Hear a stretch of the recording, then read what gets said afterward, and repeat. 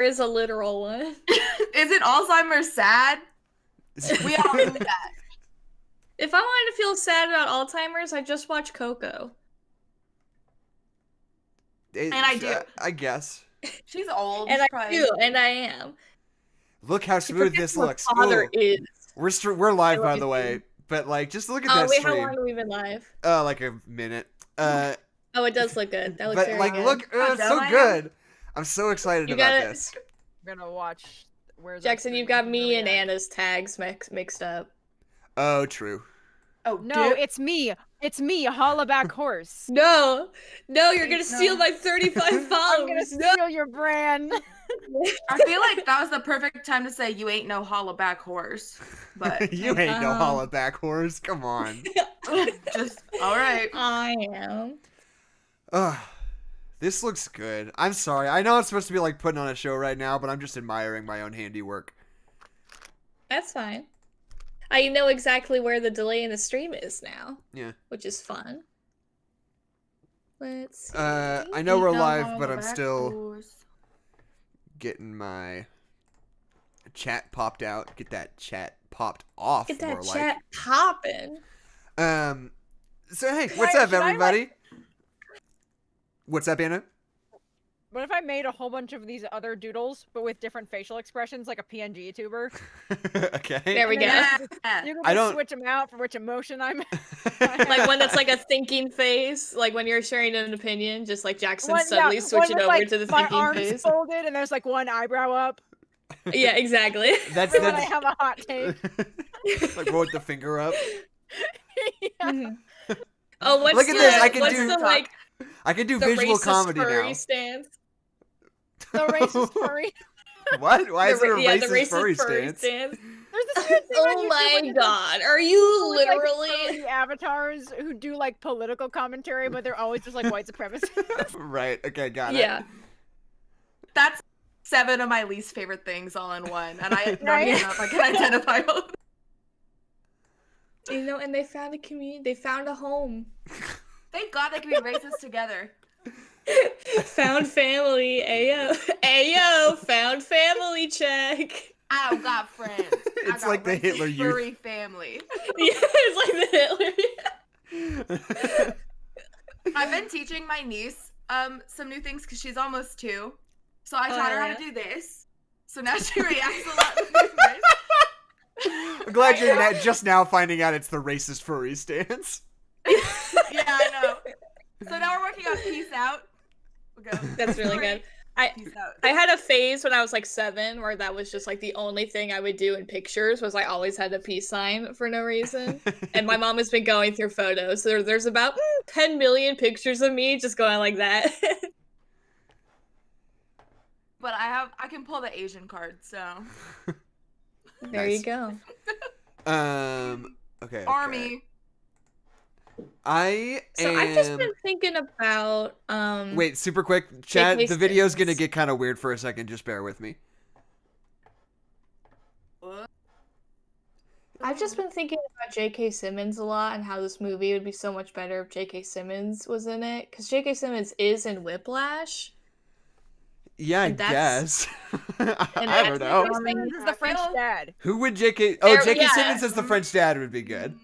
Yeah, that would be great. I want J.K. Simmons to do a French accent so bad now. What is that like? Doesn't he does like a not very good accent in The Snowman. But he's supposed to be in Belgium, right? No, I thought he did an American accent for The Snowman. I thought that was the whole problem. I don't remember. Maybe I misremembered. Does J.K. Simmons have an accent? No, he's an American guy. I was about to say, he's just got the J.K. Simmons voice. You know what? I'm going to start recording my audio. Good. I should do that Yeah, too. I would have absolutely forgotten about that because of the videos if you hadn't said that. Yeah.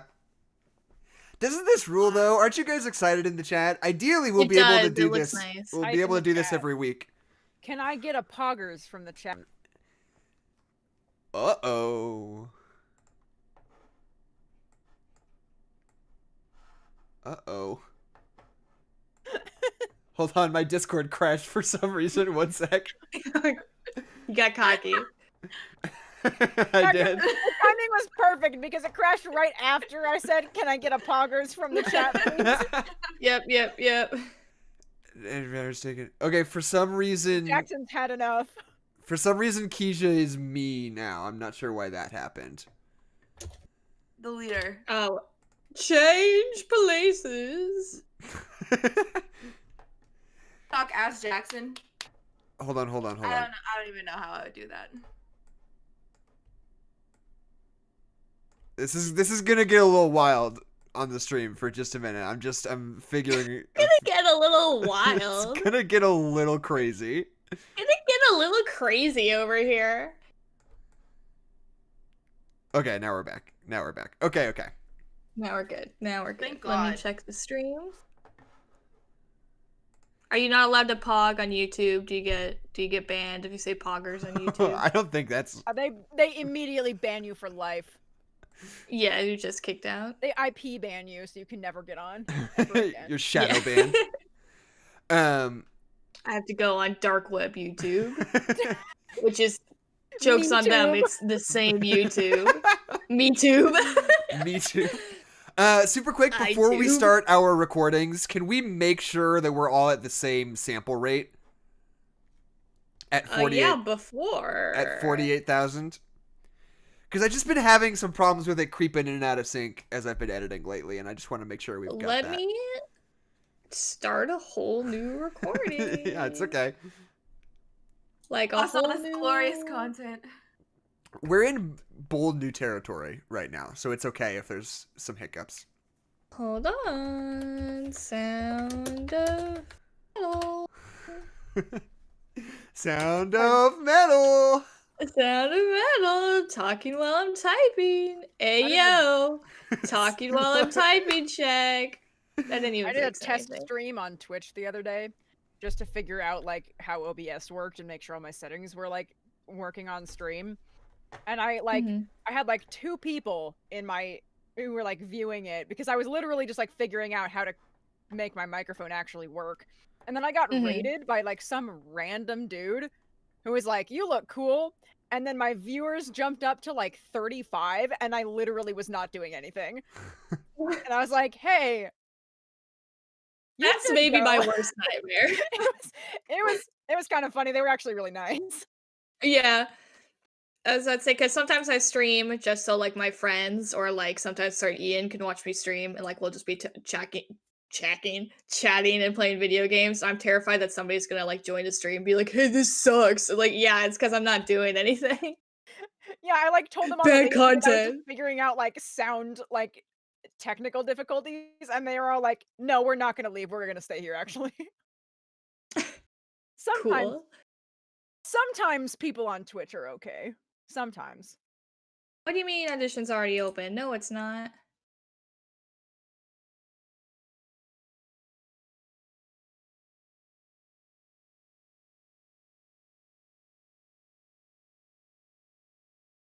That's all I'm trying to do. Well, hold on. Don't Wait. start the podcast yet, because now audition isn't even opening for me.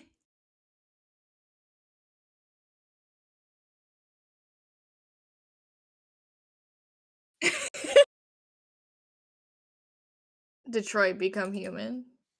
Detroit Become Open Jackson. audition. Detroit Become Jackson. Jackson Simulator.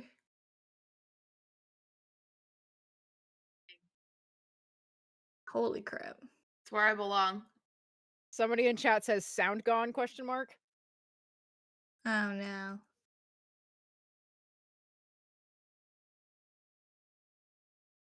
Hello.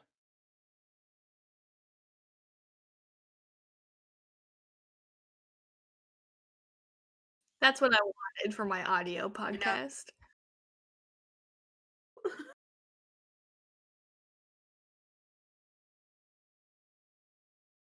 Why do I have to be your They're gonna be moderator? okay. Jackson says everything is fine. There we go. Okay. Auditions being a All of us at once. audition. Because I'm silent. Oh, Keisha's silent too. You know what? All I have to say is, I don't know. I couldn't think of anything. I have no statements. Exactly. Silencing my voice. What do you want? You want 48,000 for the sample rate? Yes. Okay. Testing. Okay. Sound of metal. For Testing. 1, 2. realsies I this should be time. back. Okay, I'm recording now. Don't make me stop recording again. 1, 2. Okay, one moment. This is the technical difficulties stream, the only show on YouTube where Good part you of can... the segment. That's how we open every show with 10 minutes of technical difficulties, and then we do a podcast. Right. It feels like home. It's safe. So, okay, what I need to learn about this is that every time I do anything, yes, everything freaks out for a second. will be ruined. So I need to You gotta just have learn. all your tabs open now. I need to just Standard learn definition. to have all my tabs open ahead of time, so that I That don't makes have to sense. change anything on the fly. Because, like I said, every time I do anything, everything gets ruined. But I don't think I have to anymore. So, okay, cool. What's up, guys? How are you? Do you guys have any? Do you guys have any visual gags you've been saving? No. No. I do. Watch this. Yo, That's good. that's really funny. Here's one. Wait. Here's one I've got. Are you guys ready? Wait, my headphones are too short. Oh God, Jackson. Really good. Whoa. Getting steamy. Girlfriend's in the Whoa. other room. You shouldn't be doing that. Getting steamy. Yeah, on the wow, podcast. scandalous. Science is real. I couldn't be looking at the the display, so I don't know if that actually worked or not. But I could walk down Flawless. some. I could How walk down as it some possibly stairs. could have. You gotta take off your headphones though. Is it worth it? See, I'm wireless. I can do whatever I want. I could just leave.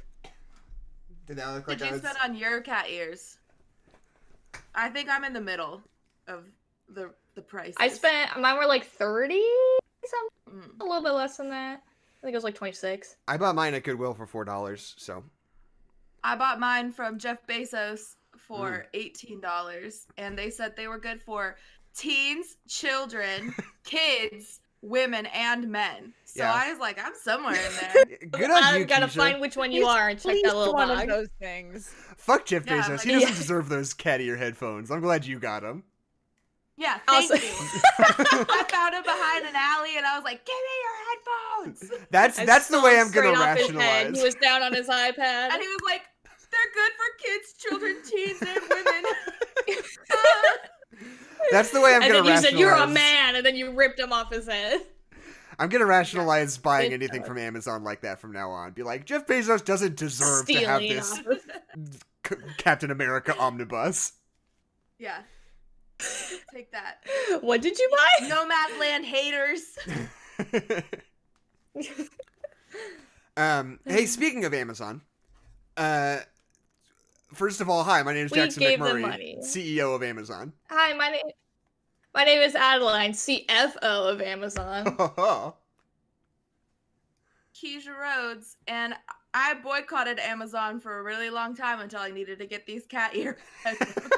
Really same. I boycotted Amazon up until the moment that I wanted cat headphones. Didn't have to give Jeff Bezos a dang dime for these, idiots. You're the catalyst of all Okay. of this. You're the one where like, oh, what if we all did the headphones? And this is all Yeah. your fault, Jackson. Through the transitive property, you alone really- gave Jeff Bezos like $40. You have 2 cat headphones on your conscience. All right. Both of ours. Yeah. Am I How's it pointing to feel? Adeline? Which one do I have to point? Adeline is to your left. You gotta point to the left, and I gotta point Wait, to the other right. way. Maybe Oh, Your I'm other switched. left. maybe Yeah. we got a high five. You're wrong Wait, too, wouldn't it be? Adeline. It's because Yeah, there you go. Now you got it. opposite, 'cause Now you the got it. camera. Yay! Wait, Adeline. Okay, great. I'm gonna pass my phone down to Yes. you, okay? I'm gonna pass my phone Okay. down to you. Are you ready? Okay, put in center of the screen. Center of the screen. Center of the screen. Oh! Didn't work at all. Okay, Anna, now I'm gonna pass you a remote control. Okay. Oh man. I've got Oh, it. draw Hell like a yeah! I've got this good remote control. Yes! God. R.I.P. podcast listeners later. Yeah. Sorry That's about like this. It's a visual medium So- now. Ever heard of video killed the radio star? Cyclical. It's a circle. Twitch streams kill the podcast star. What if we made that song? What if we updated it for the 21st Really century? good, and everyone would love it. It'd be an instant sensation. I'm gonna close YouTube because I think it's making my Discord lag a little bit. So rip in pieces, chat. Jackson, you got really big on the stream, but I think the stream's far behind. I got really big on the stream. I don't know. Was it like 3 I minutes closed ago? it now, so Okay. whatever. The stream is Yeah. pretty far behind us, yeah. Yeah, they won't get okay. to the good goofs for a long time. Uh, And I'm gonna ignore them now. Hello. so anyway, here's what I'll offer RE Amazon. I worked for Amazon for like 6 months, so I've taken more money from Jeff Bezos than I could ever spend, basically. Yeah, he stole Jeff Bezos' lunch out of the fridge every day. He showed up That's true. sometimes, and I would pick his pockets. I'd take his spare change. Yeah, he's like, Did you take your bottles? Did you take your bottles of pee from the van Yeah, and drink them? see, what sucked about that was that I would constantly, like, they don't give you water, so you kind of have to Bear Grylls it. And people haven't really been talking about that on the news as much, Mhm. but it's just an important part of it, you know. And Jeff Bezos is always there. He picks a van every day to just hang out in, and he likes to watch you, like, pee in the bottle. they can easily afford the water, but he's like, I want to watch it. Exactly. Yeah. And like every time you put headphones in, he's like, "Oh, I guess you have time to listen to music, huh? Weird." You And know, he just like stands there and rubs his bald head. And he rubs his tummy at the same time. He pats his bald head and he rubs his tummy. his bald tummy. His bald tummy. Can I say something? I don't know how good I feel about this, Okay. but I've been watching Miraculous Ladybug and Cat Noir. Oh, why'd you do that, Me too, Kezia? because I teach 3-year-olds. Okay, yeah, but no, because I also work with children. I was Okay, yeah. That's fair. but like they have a lot of sexual tension in that show. It's Oh, yeah. bizarre. It is a very horny show. No. So you know Like- how we've like exposed the guy who made Victorious for being a weird feet pervert? It's like if that guy went and made an animated TV show, it's literally like that. It's like they like almost kiss in like every episode. Oh, If they don't actually kiss in the episode. hot. Mm-hmm. And they Also- also don't fucking understand that they're the same fucking person No, the plus, whole entire it's the show. Clark Kent glasses dilemma, but I just But it's infuriating. Oh, I wait. do also want to inform you of this this thing that I need to tell you guys that it's actually pronounced Captain Noir, according to my 3-year-olds. Mm. that makes sense. I Yeah. told them that it was Cat Noir, and they said I was stupid. I mean, told me they told me to go fuck myself. But he's dressed as a I captain. can make that joke, but yeah, they think it's Captain Noir, and I cannot change their minds about Okay. it. Well, And there will be no more He'll be discussion like- about this. No. too Like, bad. oh, milady, and like Yeah, he says "milady" a he lot. says that a Jesus. lot. Leotard. Here comes this man, ready to tip his fedora, and ask you how your feet are today, madame. Your feet are today bad today. Bad feet today. Not great. It's a bad feet day. But sometimes you just have a bad feet moment. I have a bad feet moment quite a lot, just all the time. Mood. Yeah. Mood. When Eczema Captain gang, Noir foot comes- eczema gang. What's up? Hey, yo, eczema check. Foot eczema check.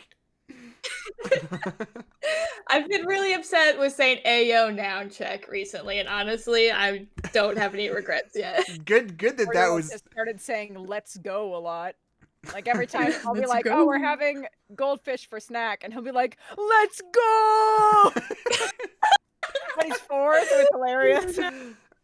That's really good. I cannot wait to have a child. Not any of the other parts of like motherhood or having a child. I don't care about that shit. I do care about having a tiny human that can make just scream gamer culture references all the time.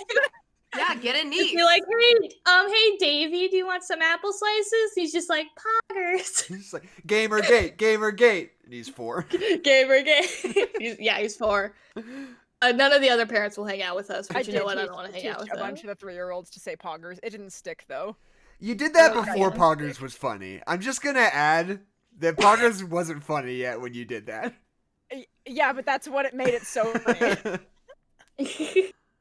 Just gonna have them walk around and be like, who's your favorite? And they'll be like, Dream SMP. And I'll be like, haha, I don't watch them. So, speaking of Amazon, I feel bad because I don't have the chat. Jeff Bezos made this movie. He did. What's One it man called? team. Sound of Metal.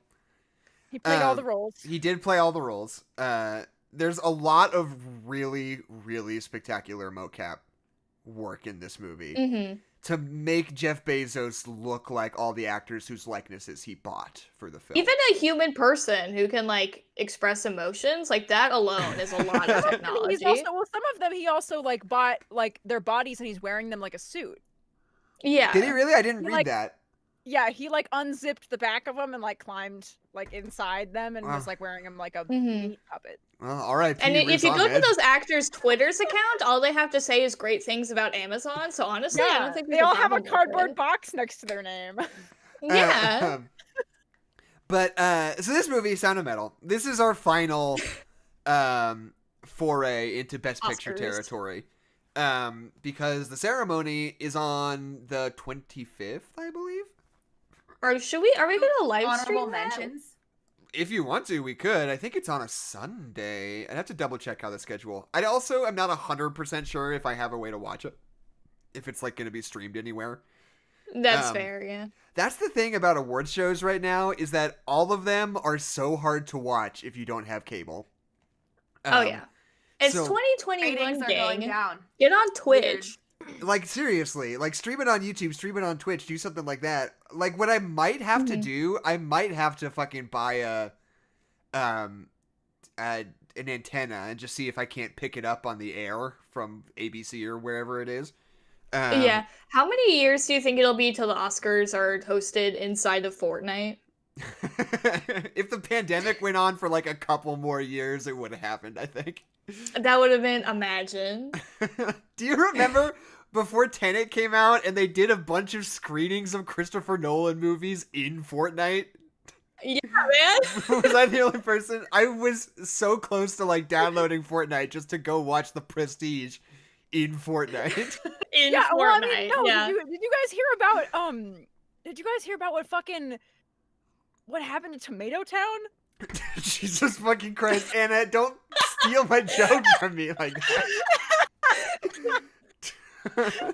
It was good, don't lie. Royale. Yeah, Fortnite. We've had to get down. Yeah. See, But- the problem with this film is that it's a very, very, very good film. It's not. I can't make any goofs. It's not a very goofy movie. It's not a very goofy movie. Right. A goofy movie Be at all. sincere and It's talk not a about very goofy actual movie. It's not things. a movie. It's not The Explorers Down Under. It's none of those movies. Right. It Wait, is- no, I've got some jokes. I've got some Sound of Okay. Metal jokes I could do right now if you guys are ready. Yeah. Okay. Good. Yeah. Wow, hear much? So that's one. Oh, that's really good. That's pretty. So, That's one of them. Gotti. It's one of the ones I like to crack off. You know what? I have a really good one that is stolen from the Amazon review that I'm gonna read at the end, so I guess I'll just save that for later. Someone's Yeah, got just a pack that pretty one good in. dunk on Riz Ahmed in this movie, so that's the teaser for later. Great, perfect. Uh, But he does such a good job though. He's such a good boy. Riz Ahmed rules in this movie. Yeah. And let me tell you, the main reason I had Anna on the show today, why I asked Anna to come on, is so I could tell this story, which is that when we started the movie the first time we watched it together, Anna wasn't sure where she recognized Riz Ahmed from. And I was like, well, he's in Rogue One. And she was like, I don't really know. And I was like, okay, well, he is also the guy who says, don't silence her in Venom. And she was like, oh, don't silence her guy. Yeah. Exactly. That's true. I was there. Venom is definitely his number one performance, Yeah, he should have gotten Best Supporting for Venom, I Yeah. think. at least. Yeah. He gets swallowed by that guy. Perfect movie. He turns into a gray symbiote to fight the Yeah. black symbiote.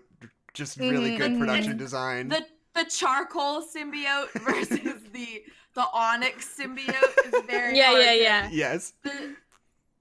It's very easy to tell the difference. And it's nighttime There's the when they're pink fighting. symbiote and the mauve symbiote. Yeah. We got a fuchsia buddy in there. We got eggshell, we got cream. Which one you rooting for? I'm so excited for Venom 2, and then we're gonna do it on the podcast, rest assured. Yeah. It's supposed to be Yeah. coming out this summer. We'll see how it goes. But have you guys seen the pictures of Woody Harrelson in costume as Carnage from that movie? No. Oh God, I'm saving it for myself. It is so great. Okay, yeah. If you wanna wait until marriage, that's Yeah, fine. do you want that moment? Yeah, Oh just god, please so don't good. try to pressure me. This is my own choice. He you know? does. He does look kinda a lot like Tintin. Like Woody Harrelson dressed up as Tintin. Okay. But he's wearing like a Hawaiian Alright. shirt. It's like if Gotcha. Tintin lived in Miami, is what it's Does he like. have And did drugs for a long, long time. Yeah. He has like a little friendly dog and a big burly man who's his friend on a little boat. Yeah, Drunk. Venom. Yeah. Yeah, Venom is all of He's a little those. dog. Remember when Venom ate a dog? Do we remember? Does he? Remember when Venom made out with himself? Remember when the guy ran up to his girlfriend in the bimbo Venom symbiote and then they made out, and through that make out sesh, Venom went from her to him? Do you remember? Do Yeah, you it's a remember good the movie flick. Venom? Remember when Who Riz is Ahmed is like, Lord? don't silence her? I do remember that. That's how I got here. Yeah. Yeah. For those wondering, I mean, I don't know, this isn't as prevalent as a joke as it is in our friend circle, but there's this line reading that Academy Award nominated Riz Ahmed has in Venom, where like right at the beginning when his character's getting introduced, he's like the douchey Elon Musk tech billionaire type, and he's like talking to a group of students and he's just like, the world can be anything you want it to be, and she's like, and this little girl raises her hand and the teacher's like, no, now's not the time for question, and Riz Ahmed is like, no, don't silence her. And it's tremendously funny. And then It's very she's good. like, "What's outer space?" or whatever. I don't It's even plot remember. relevant. You know who rules in Venom is Tom Hardy. We don't talk enough about how much absolutely. Tom Hardy kicks ass in that movie. Yeah, Yeah, he he did rules a in good that job. When he gets in the lobster tank, I think about that scene every day of my it's life. so good. He eats all those tater tots and then barfs them all up. Nobody else is doing that right now. Nobody's brave enough. Yeah. God, Hollywood today. Trailblazer Tom Hardy, where it counts. Jackson, nobody's stopping you from throwing up tater tots at the local Red Robin. I just want to say That's that. true. I can get some tater tots. I meant Red Film it. Lobster, but you can also do that at Red Robin. So all right. Sound of Metal. This movie is this movie's available on Amazon Prime right now for everybody who has Prime Video. I'm sorry that you have to give Jeff Bezos your money. And this is far and away my favorite movie of, I mean, not this year, but 2020. There is something about this movie that just like strikes me so deeply. The premise of it is, if you don't know, it's just about this guy who's a drummer in a metal band who just suddenly loses his hearing one day and just has to like make a heel turn like on that day, be like everything is different now. I cannot do any of the things that I thought I was going to do forever anymore. I got to figure out like a whole new thing to do with the rest of my life now, I guess. And like it's just about him just having to make that transition like in that moment when he starts to lose his hearing, you know? And there is something very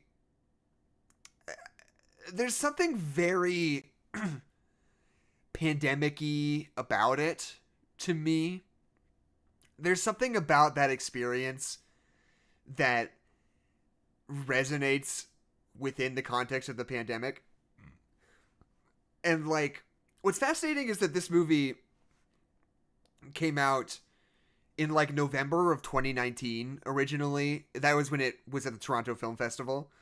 And I'm never quite sure what the awards qualifications are, because I've always understood that it had to be from your first like major festival appearance was like the year that it qualifies in. But it had, I guess I'm not sure. I don't really know what the rules are fully, but it qualified for the Oscars this year, obviously, because we're talking about it now. But The Point Remains, it was like made and completed and screened long before there was ever a pandemic. But like, just sort of that feeling of like, okay, I guess I just can't. I guess I just gotta figure out something else to do now. Like, it's not gonna work out. It's not gonna work out, and there's nothing you can do about it. And you gotta figure out something else to do in the meantime. You know.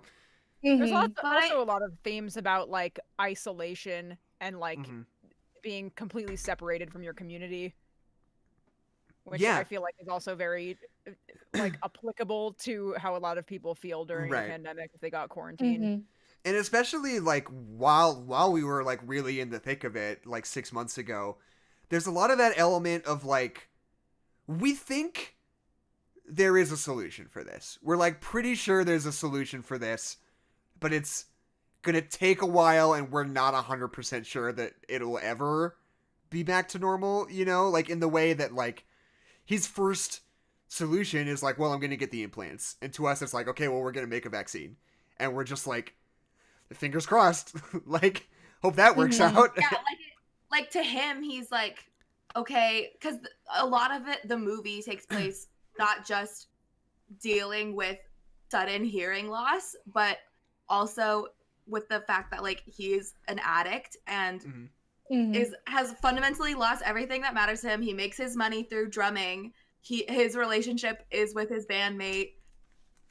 Like it's everything to him. So then he has to deal with all of that on top. But I feel like I knew going into this movie, like when you get hearing implants, spoiler alert for hearing implants, by the way. But when you get hearing implants, it's not like, oh, my hearing's magically restored. Right. Like it's very much, people will describe it like it sounds like you're underwater, and I only use it in certain settings, and it's definitely not like, oh, I can just listen to my favorite song and 100% back to what I was before. It's very like utilitarian. And I have a lot of really strong feelings about this just because of like what I learned in my ASL classes with a born deaf teacher. They're a better tool for people who lost their hearing later in life than, they're not like a cure for deafness, is like, which is sort of like what he thinks it's going to be.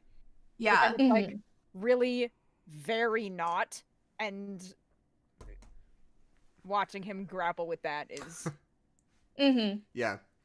But like the like he is always constantly trying to go back, and everyone else in his life is like, we gotta stop pretending like you just press pause and you can unpause, because this is your life now. Right. Like there isn't just a magic pill, there isn't a solution. Like you need to like move forward, think about the future, because he's living in the past, and that's what he's doing the whole movie. Even when it feels like, oh, I'm moving forward, I think I'm gonna be okay. Like we see him doing great and succeeding, but he's constantly like, all right, once I get out of here, then I can go and get my surgery, and then I can go back to being what I was before. Right. And things have moved on, mama. They've moved.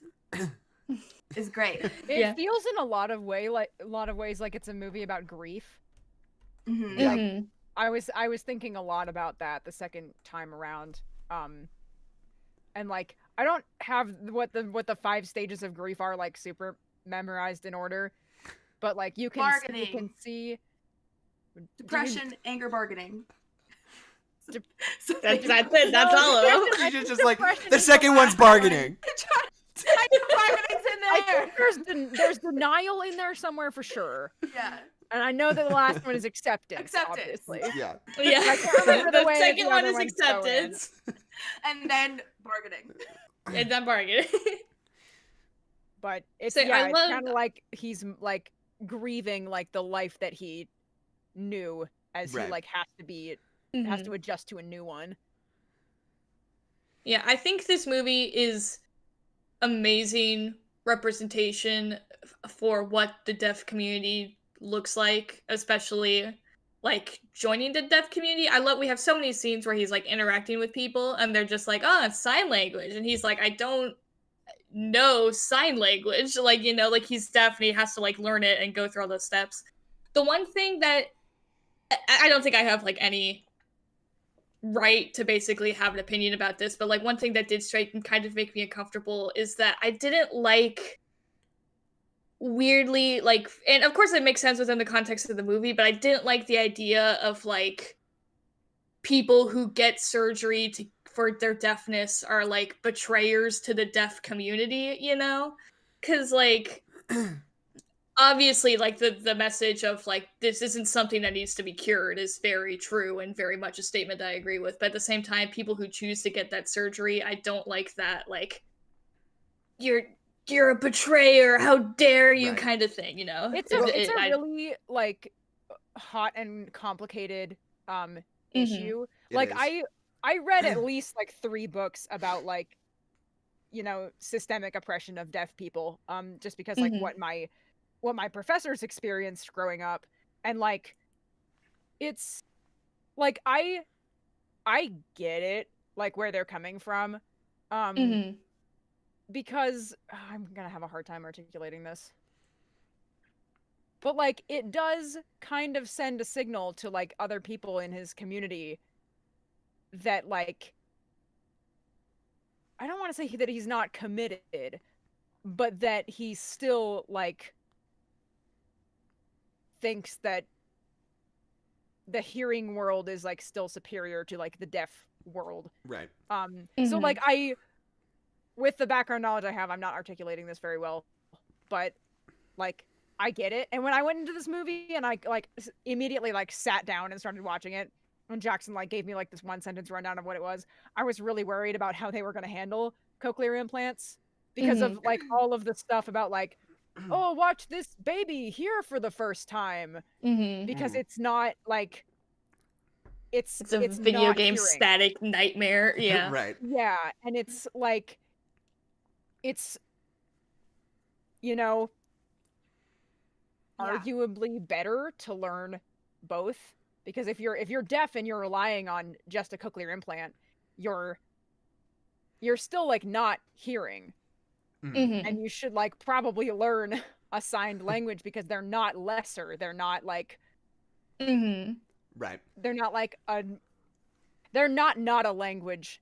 Yeah, is what I'm trying to say. Here's my take in the context of the movie, of like what this movie is trying to get at, is that like I think that I don't think it is the stance of the movie that cochlear implants are bad per se. No, they're complicated. Well, yeah, and because I think that Paul Raci's character is in a really particular position, not only in whatever his own personal opinions might be about cochlear implants, but when you're in a rehab center for deaf people, having somebody go and get cochlear implants is a super bad look for the rest of them in that particular situation. But also, one of the things I love the most about this movie is how they portray sort of the pros and cons of cochlear implants so profoundly, because one of the things that I think is so smart is right after he gets those implants, you know, he is in a lot of hot water with a lot of the deaf people he knows, because it's a hot, complicated issue that people feel really strongly about, which is absolutely true. And so that's one thing. Second thing, he has partial hearing still, originally. And he is able to do a decent amount with that. He can, like, you know, hear the sounds of like low noises and like percussion, and him being a drummer, that's really valuable still, that little amount of hearing, right? So when he gets cochlear implants, they cut off the actual, like, literal pathway to your ear, and you have nothing besides just feeling, like physical nerve feeling in other places. But the thing is that as soon as he gets those cochlear implants, he immediately realizes that those things are horrible, and he's like, maybe I messed up. But then he has that conversation with Olivia Cooke's dad, where he has this, like, really, really profound and really important conversation with this person that he's had a tense relationship with his whole life, you know? He has a conversation with words back and forth with this person in a way that would be absolutely and completely impossible without those implants, you know? And it's like an important moment in his life that suddenly becomes possible again. And, you know, and obviously, like, the thing at the end where he's listening to Olivia Cooke sing is bittersweet, but it's, you know, it's that thing. It's like, you can hear her. You can hear her voice. It's weird. It's not pleasant. It's not exactly what you want it to be, but it's something, you know, which is, like, a really profound and really important thing if you're a person who lost your hearing later in life. And is so, like, musical at the core of your like, being. I do love that they didn't kill her. I was really, really worried. Okay. No, because she's absolutely... God, that never even occurred to me. No, because she is absolutely, like, the quirky girlfriend who supports you and then dies at the end of the movie. Like, that was... If this was any other movie, she would be dead. We talked about her having depression. We've shown you that she's had problems with, like, cutting herself, and obviously... I'm having troubles over here. Like, obviously, that's something she struggled with, and they've been helping each other, and that end really had the moment where it's like, they saved each other's lives, is absolutely true. But yeah, if this was any other movie, she would solely be his motivation to basically get the surgery, and then she would die. Like, that would be the movie, so I'm so glad they didn't do that. I think that scene where he can almost hear her singing, like, is the perfect punctuation mark for this movie, where he knows that she's singing, but he can't really hear the true way that she sounds, and he's never heard her that way before. So, like, he understands that there are sounds that he's never going to hear again. Even though he's regained this tool of, and it's a really good tool to have, is being able to still communicate with the hearing world, because unfortunately not everyone does know sign language. And it is just true that if this was a movie about someone who loses the ability to walk, like, it's constantly going to be like, oh, aren't you sad that you can't go for a stroll on the beach anymore? Aren't you sad that you can't go for a run anymore? And that's just what it's like when you lose an experience, or, like, access to experiences like that. So we see that he gains back these tools, but it's still not 100% what he wanted it to be. And he just fundamentally misunderstood how much he'd have to change all of his life, to the point where he had a whole new life lined up that was really good and really enriched and had so many options for himself. And he was like, but I still could do the thing, and then I can go and do my old life like I was doing before, which was super unstable, but I liked it. Right. I think that is like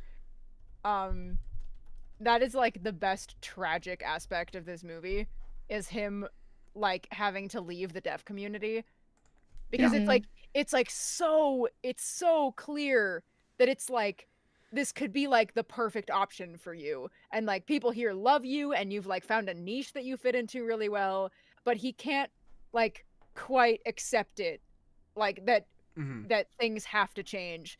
And it's like it's so sad in just like the best kind of way. I just want to pull up right here, as we have been doing, what specifically what awards this was nominated for at the Oscars.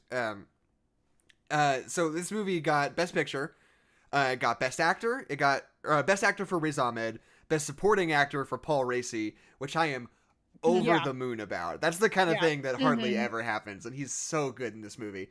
Best Original Screenplay, Best Film Editing, and Best Sound, obviously.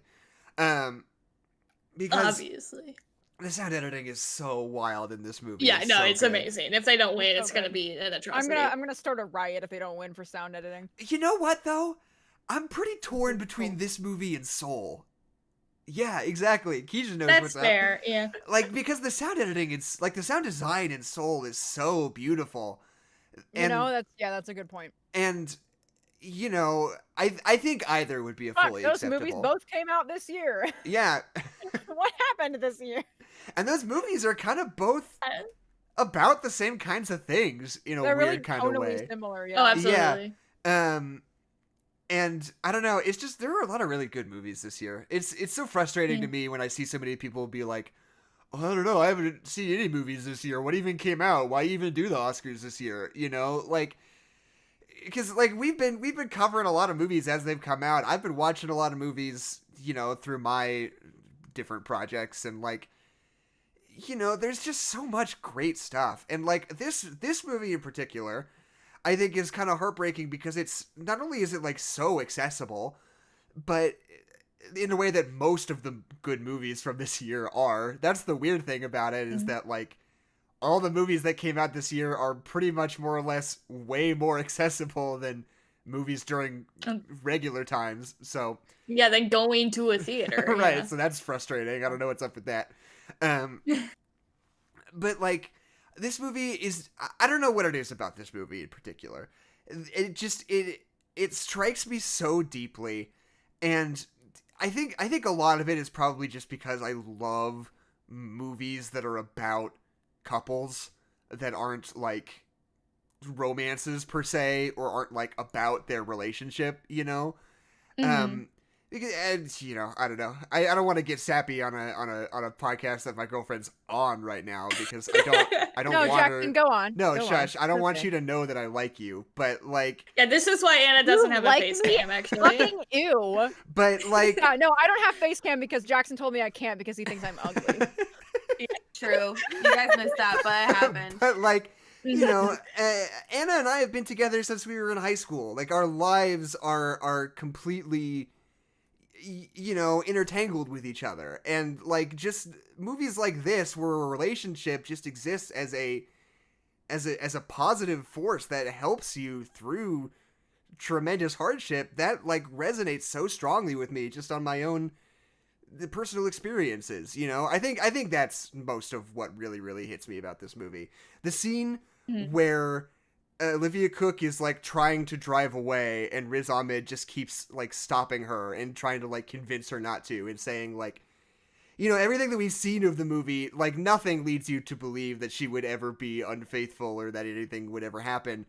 But like, he just keeps saying, like, for some reason he's got it in his head, he just keeps saying like, wait for me, don't leave me. Like, don't, like, he's just like so afraid that she's just gonna go away forever. And like, that is like so profoundly affecting to me. That scene absolutely destroys me.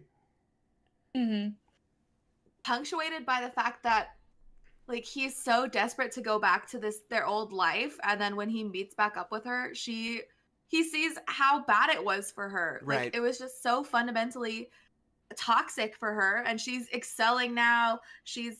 Has a better relationship with her dad in Belgium, and she has eyebrows again. She does. Not that It's always that's a good bad, sign. that's a physical change that I noticed. So, you know, some people get cochlear implants, some people dye their eyebrows back to their original color. It's to show the passage of time. Right, yes. Yeah, she's got her reading Glasses. glasses on. We're good to go. Yeah, she Yep. didn't need reading glasses. They're like, what can we do? What? A, no more scars. B, eyebrows. You lose one, Eyebrows. you gain the other. But yeah, it's just, that's another catalyst for him to be like, oh, maybe I need to stop trying to go backwards in time and think about the future. Right. I learned some sign language. I learned some sign. But yeah, it sucks. That sucks. Mhm. What if, hey, I never got a name sign when I was in ASL, or if I did, I don't remember it. So maybe now is a good opportunity to create a new name sign for myself. Here's what I'm thinking. You can name sign for yourself? Well, Yeah. but let me just make Well, a it pitch, just for your consideration. How about that? You know what? How about that? I haven't seen that before. That's a good idea. Has anybody done that? I just think. What about this? Has anyone done that? Yeah. Anyone? Every Yeah. deaf community in the entire world is just, you're just banned from all of them. Yeah, probably. Yeah. Gal See, would earlier I was send gonna you a make cease and desist. I was gonna make a joke that her dyeing her eyebrows back to their original color was betraying the eyebrow community, but I felt like maybe that was a little bit insensitive, but yeah, I right. thought it was funny. The eyebrow So I thought I'd community. voice it just with that caution God. sign above it of Like- maybe not okay, but still maybe funny. Probably shouldn't have said that, but was funny regardless. But was funny. Thinking it. So, Yeah, just saying what we're all thinking. like the dab. I think that's a good. Yeah, we were all I thinking mean, about the a good eyebrow one. community. We're all Yeah. part of the eyebrow community. You're we yourself, can't I'm see Anna. blonde. She might not be. I'm blonde. I don't have any fucking eyebrows. You also didn't draw any eyebrows on the. You're Yeah, right. I picture. didn't. Okay, let me revise this picture. Would it break the stream if you had to give me a new picture? We'll see. Only one way to find out. Okay, I'm gonna give myself some eyebrows. Here we go. So just email us if you're listening to the podcast or you're watching it on YouTube, and then we'll mail you paper mail 2 little eyebrows that you can tape to your screen and just put them on Anna. Solution. There we Uh, go. Engagement. Be inclusive for the people on the stream and for the people later. We're all one community. Yeah. I'm gonna The stop. people who are listening and on other forums, they can't even see anyone's eyebrows. So True. Yeah. So the guy who directed this movie, his name's Darius Martyr. And looking at I his like the name Wikipedia Darius. page is kind of a trip because he is not necessarily like a film director by trade. He's sort of just has done a bunch of stuff in his life and just sort of got around to writing and directing a movie because he wanted to, you know? Yeah, you know. Because this is his first ever movie. It's the first movie he's ever directed, besides a documentary he made about amateur treasure hunters called Loot. Oh, hell yeah. Title of the year. And according to Wikipedia, he also was on Impractical Jokers as an unwitting passerby. So That's hilarious. that's That's an That's element. such a good IMDb to have. But like looking at his career, it's just like he was an adult, he had a family, he lived in New York, and He had a family? Then he was a chef and food stylist while also writing films, and he made that documentary about amateur treasure hunters, and then what was it? There was one other weird thing. Now I'm not going to be able to find it, but I'm trying to act like I'm taking your drink from you, Kezia, but I don't actually know what side of me you're on. uh-oh. Okay. Adeline's on the bottom left. Keisha's on the bottom right. I'm on top left. Anna's on top right. So like this? Yeah, like that. Boom. There you go. drink's gone. Dang it. So thirsty. Adeline, wait, Adeline, I'm just give me a drink. Give me Yeah. a drink.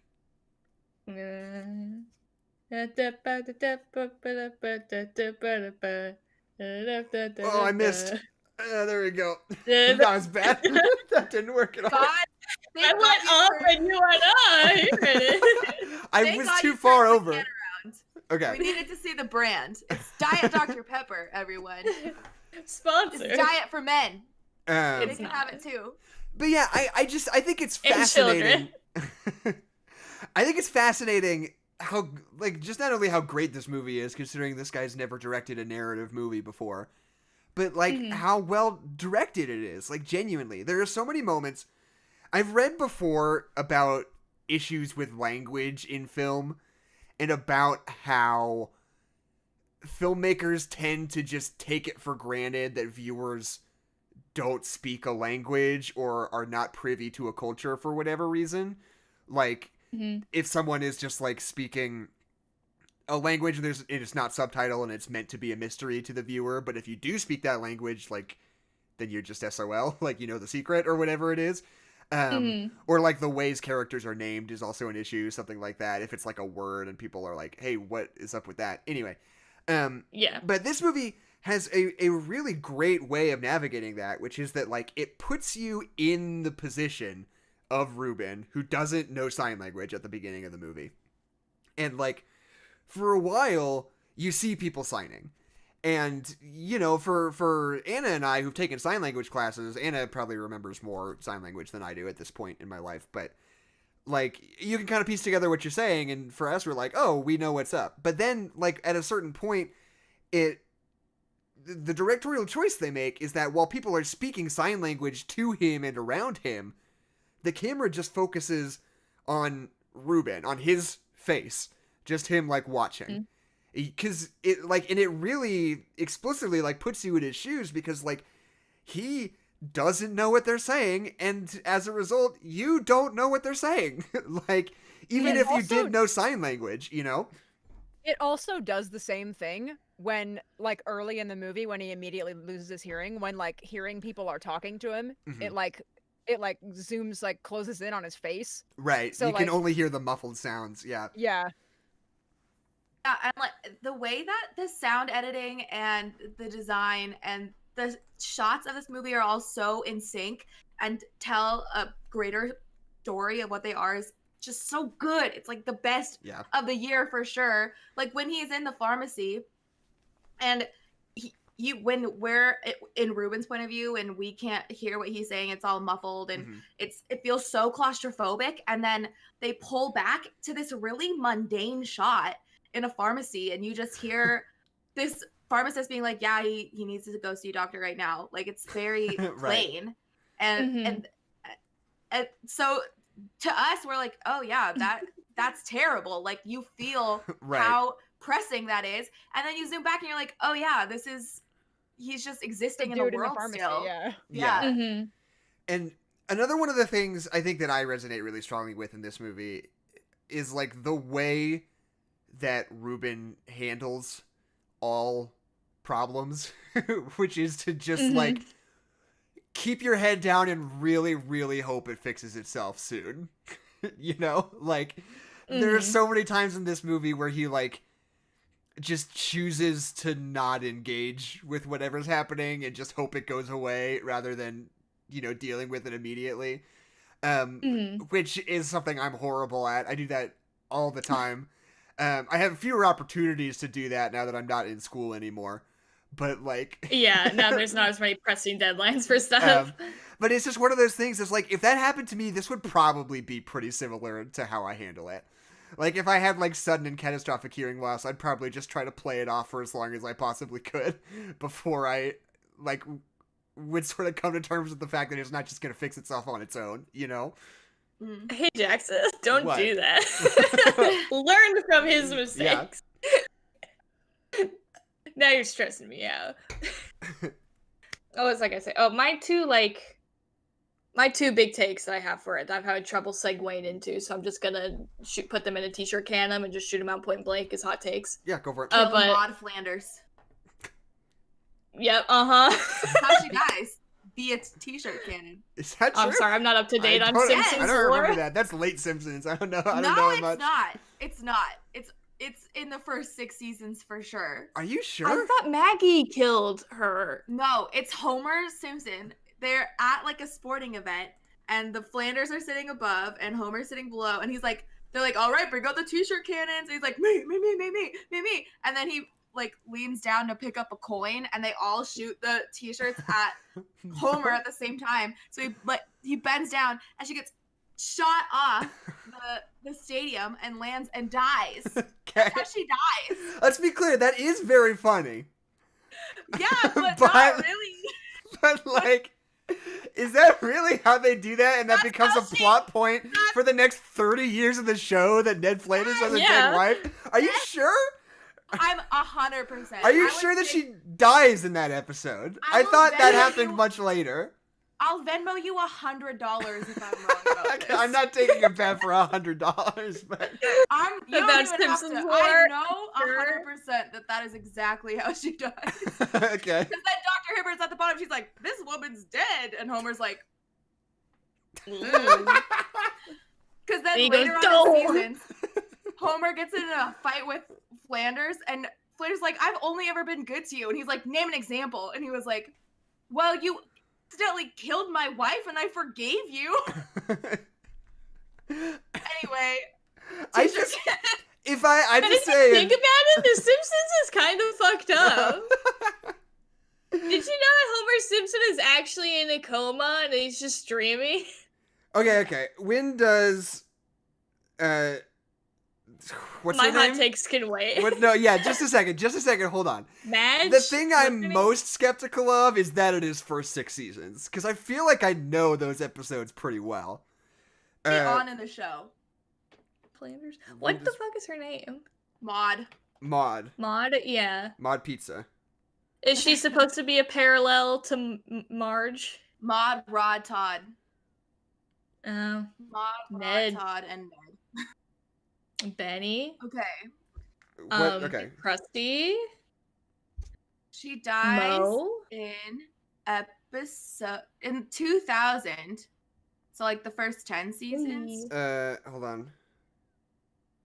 Can we talk Killed about in how long season this 11. has Okay, been so I was right. Season 11. That's why I don't Okay. remember. I probably haven't seen that one. How many seasons Alright, of The but- Simpsons are there? I feel like we're in the 32. 90s. 31. 32? Yeah. Okay. Because I think the Oh. 32nd season just got put on Disney Plus. Thank God. Okay. Yeah, I Okay, gotta well, go, actually. She's been dead for 21 years. 20 Her years, death yeah. Could drink Yeah. alcohol. That was a grip It's been a ago. while. Isn't that so wild that like killing Maud Flanders is like a classic like weird jump the shark TV piece of history where people were like, "Yee, season 11 killing off a major character in a family sitcom, that's pretty wild. I don't know about this whole Simpsons thing going forward." And that happened while I was 3 51 years years old ago. and the show's still on the air. Like, what the fuck? Yeah, The Simpsons. How many times has The Simpsons jumped the shark and just like kept going? Just kept going, yeah. One of the funniest things, I was Oh. reading something from somebody who, like, continues to watch The Simpsons, like, has been watching The Simpsons this whole time. And, like, Yeah, God apparently bless them. it gets good. Like, every Oh, few yeah. years, like, as the writers rotate out, there'll be, like, a season or two where they've got some fresh people, and people will be like, "Oh, yo, season 26 of The Simpsons kind of is good." But nobody Yeah. watches it. Nobody's But gonna people get back invested be. in it. But they have to be watching it because it's still on TV. Yeah, I don't know Yeah, who's they- watching it. Who's watching The Simpsons? It's like cats and grandmas who don't know how to turn off the TV. Yeah, They're like, "I've been doing it for the past 30 years. Might as well keep Yeah. going." right. Why not change it? That's the same reason why my parents are still watching The Big Bang Theory. It's just on. Like, that's Right, it. yeah. I feel like I read something about, like, that there was some, like, weird explanation for why it's still on the air, like, that for some reason it would be more expensive for them to cancel it than for them to keep making it, but I can't remember what it was now. Maybe I'll find it again some Anyway. other time. Okay, My Adeline, hot you had takes something to were- say. I got two things to say, maybe just one. But like the way that the dialogue is written in this movie, especially at the very beginning when they're just like doing that road trip and then just like talking to their metal buddies, Oh, it's so is good. so freaking good. It's like the only like naturalistic young adult like dialogue that I've ever heard that I'm like, oh yeah, that actually sounds like a human young person having a conversation, you know? Like when they're joking around and she's like, this is $50 because I'm gonna spit on it, and she spits on it and they're like, haha, yeah, $1,000. I'm like, oh, that's a human conversation, look at them go, you know? And then especially when that's taken away from you and there's no more dialogue like that basically for the rest of the film is very effective, especially to me, because I talk like an idiot with my friends all the time and like, oh, I would miss not being able to do that anymore. So it's very effective to me. Good. The second thing, I just good bits. Good bits. The second thing, yeah, just that one right there, the Marge t-shirt gun, lost to the ages. Anyway. And then the next thing is just talking about like kind of the tragedy of like this movie is weirdly about him being an addict and the addiction, but the addiction isn't to the drug, it's like just like getting back to his old way of life. And the way that he handles it, and the way that like the people around him and the people who are trying to help him, I don't know, I think this just comes from being a pastor's kid. It's like dad has so many stories that like aren't exactly like this, of course, but just of people who come in and need help, and you give them the tools to succeed, you give them the help they need, and then something happens and they don't take it or life gets in the way. Like just I've heard just the stories over and over and again. So just that scene when he's talking to the guy who like runs the rehab house and he's like, I just need $1,000 for this van and then everything's going to be perfect. And he's like, I can't give that to you. It's just like, oh yeah, I've heard this story a million times, you know, and it's just heartbreaking. The when I was looking through the 1-star reviews for this movie, it was actually really fascinating because there are like a few different criticisms. Chief among them, this movie is so boring, what the fuck? To which I say, hey, go fuck yourself. But secondary to that is like people who think that it's like, who are upset about the fact that they're portraying like a Christian program as like good and helpful, which I just think is odd, because this movie has very little actual Christian elements in it besides just that they like talk about it the one time. And like, I think it's just a facet of like places that exist like that are usually run through a church of some kind. Like that's just sort of the way these things shake out, and for better or for worse. Yeah, exactly. It's just a lot of people who were like really disturbed by the like, give me your car keys, give me your phone scene. A lot of people were like, that's a cult, they're gonna kidnap you. Like, or not even that, it's like, this is like abusive behavior, this is not appropriate, you're taking away a person's agency, such and such and such. I think those people have been to rehab. Yeah, exactly. That's what they do at rehab. Yeah, he's checking himself into rehab, but he's deaf, so it's deaf rehab. Right. But and then well, okay, I guess there is a fourth one, but the third one is people who just really fucking hate the music they play at the beginning for some reason, who are like so angry about how much they don't like that song they play at the beginning that they hate the whole movie because of it. Good news, you won't have to listen to it for very long. Yeah, exactly. There's so many people being like, this is not metal. These filmmakers don't have any idea what real metal is. And like, this is a horrible representation of metal drumming and the whole metal community. And I was like, what's wrong with you? Why is that? People are not a part of the metal community. I guarantee you $1 million. These are people who think they know what metal is, but don't actually like explore the genre any more than the music that they like. So like, so they can go fuck themselves. Yeah. Right. This is like the people who say that they like ska and only listen from stuff like 10 years ago and say that new bands in the ska scene are not a part of ska. It's like that, but with metal. Right. Or like, I've been watching a lot of Ska 2 Network's TikToks, and they have a lot to say about that, so I'm feeling very informed about the ska scene right now. So if there was a movie called The Sound of Ska, and it was like, oh fuck yeah, dude! God. And there's like really sadly two-stepping in his van. yeah, So like good. Chuck the China, the Chinese chicken, and there's just silence. And you're like, no, no. No. But that would be a good. Sadly sell his checkered shoes, and you're like, no. That would be a good Checkered representation of why these people are upset, because that's not a ska song. And if there was like The Sound of Ska, and it was like a bare naked ladies like acoustic rock band, you'd be like, hey, fuck you. But then the movie's not about that, so who cares? Yeah, so who cares? Yeah. Oh. He loses his hearing because it's the wrong kind of metal. Oh, it's because he can only hear ska. Anytime God. that ska's not playing, he loses the ability to hear. Right, yeah. This is our pitch. maybe they were actually saying they didn't like the song he picked on the radio. Because maybe. he likes more than one type of music. He just plays in a metal He band. likes the classics too. Yeah. And it's one of those things where it's like, what they're upset is about it being labeled metal, right? Which it isn't in the film. It's just in the title of the movie, which is like, I guess that's a criticism you could lob at it, sure. But like, that kind of music exists. It's not like they were just like, oh, what if we made him play shitty music? You know? Like, it's like, I don't know what the criticism is. Like, sorry, okay, maybe the movie should have been called something different. Our bad, I guess. Like, I don't know. Like, what the fuck? Yeah. Those are the same type of people that say that baby metal isn't metal. Just saying. Just throwing it out there. Sound of R&B. Sound of R&B. What a sad life. How we feeling? Me? We feeling sad. R&B.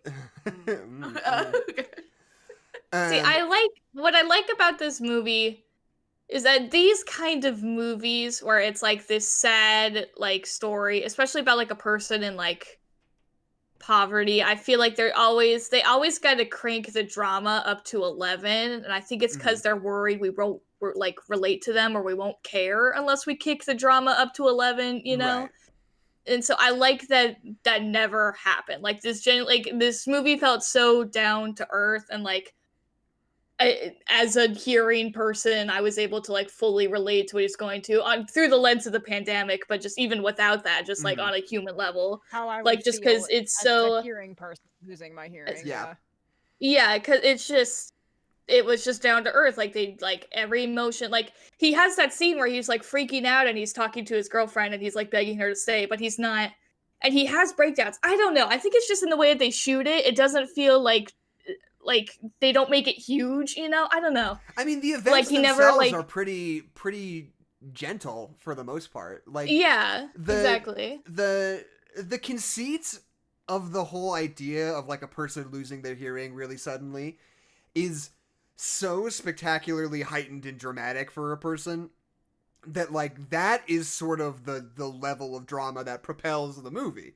And all the events in it are, of course, you know, tragic and happy and interesting and all these things in their own ways, but there's not a lot of like big dramatic events. It's never like and then this person kills themselves and there's a car accident and then he gets shot because he needs money, and then the villain guy who runs the rehab throws all his shit in the street. Like there's nothing of that, you know. He was the Joker. The whole yeah, exactly. There's it's like, oh, the people in the rehab are actually evil. Like I was waiting for that take, and I was gonna be like, oh wow, what a hot take. But then they didn't do that because surprise, in real life is complicated, and he kicked him out, but he was also very sad about it. And we saw every decision that led to that point. Yeah.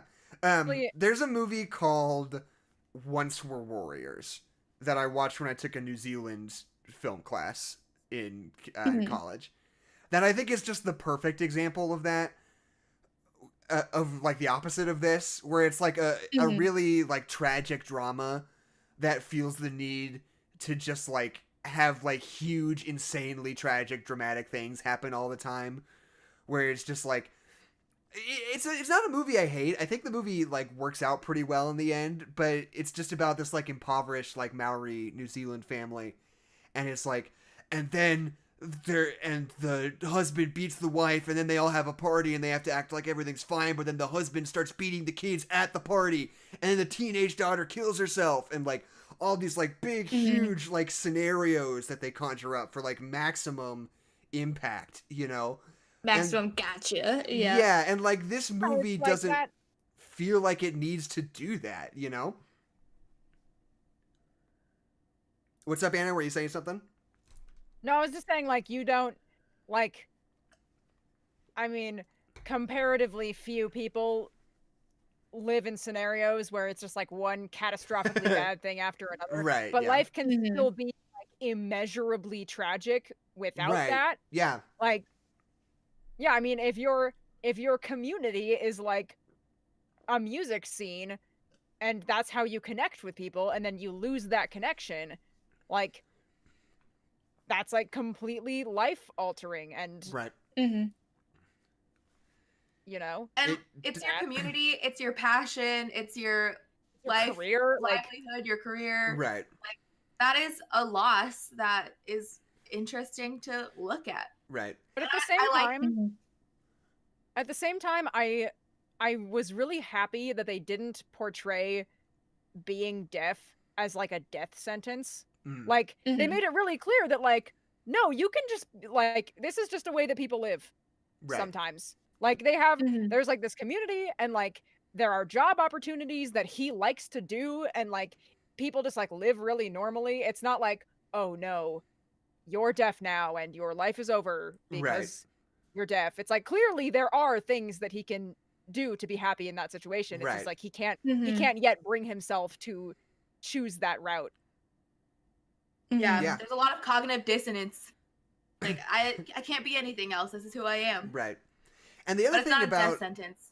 the other thing about this movie that I think is really interesting, I was listening to the Pop Culture Happy Hour episode about this, the NPR podcast. And I don't remember who it was on the show, but somebody made a point that was like, this is not the kind of movie that usually gets nominated for Best Picture. Like, it is generally the kind of movie, it's like a drama and it's like an indie darling, but like Drama, yeah. it's not, it's the kind of movie that only gets nominated for Best Picture if it's really, really good. You know? It like feels like it like really earns the nomination this year just by virtue of the fact that it never necessarily seems like it had aspirations to be like an Oscar frontrunner, you know?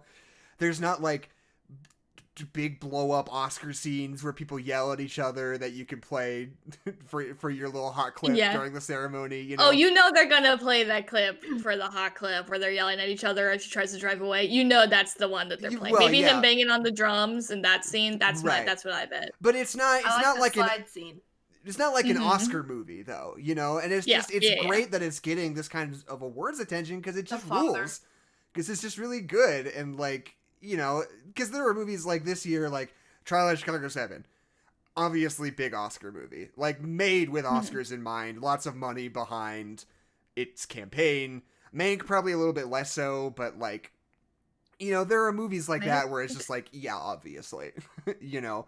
But I think this year, in particular, because of the pandemic and like the way that like the library of movies is different, I think like this movie and Promising Young Woman and Minari are like, I'm trying to think what else, but they're all movies like that. They're like movies that wouldn't be getting these awards if they weren't just really fucking good, you know? Which is kind of encouraging and interesting and depressing just because of the circumstances, you know? It's just, it's fun. Yeah. I like it. I really love Promising Young Woman. That's my favorite movie of this Oscars Best Picture run, but this movie is really close. Okay. It's like 1% lower. I just really like I need Promising Young Woman. I need to watch Promising Young Woman. I haven't seen it yet. I do like Mank. I understand that Mank is not the best movie here, though. I just really like Mank. I don't know. I have some takes about Promising Young Woman, but I don't know whether I just even want to get into it in a public place. I don't know. It's kind of, it's like when you have an opinion about Brie Larson and you're like, I don't really like her. It's like, yeah, but I'm not going to say that because... Right, yeah. Because I don't want to be the person who doesn't like Brie Larson. Right. Hold on just a second. Like The Father. The Father is my least favorite movie out of all of these. It was... Because here's the thing about this movie, is that it depicts someone with a disability, and it's very obvious that having a disability is not the end of your life, and you can have a very fruitful life. And obviously, Ruben is in the wrong when he keeps trying to turn back the clock because he has all of these options. Like, that's so great to have. Right.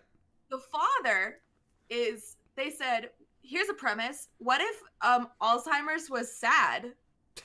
Right. Isn't that and then we all went, wow. Yeah, I mean, that's kind of how I feel about... And it was. I'm a genius. And then it was. I'm choosing my words very carefully right now, but that's kind of how I feel about Promising Young Woman, though. Because it's sort of like... It's a movie that's, like, very much marketed as, like, a revenge movie. But isn't. Because...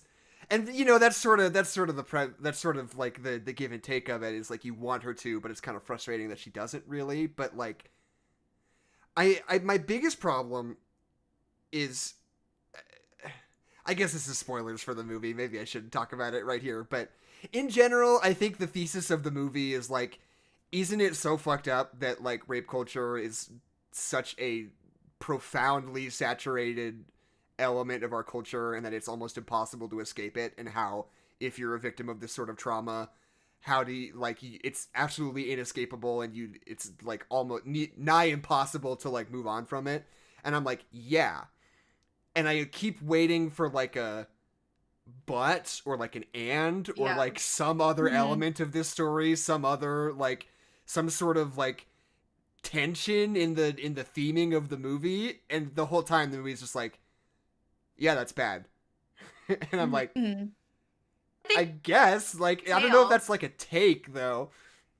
But like, the take is that a lot of people will be like, oh, these are nice young boys, like, I'm a nice guy. Like, that's the whole point of the movie, is that you see over and over again, like, there are all these nice guys, but because I know them, then they're fine.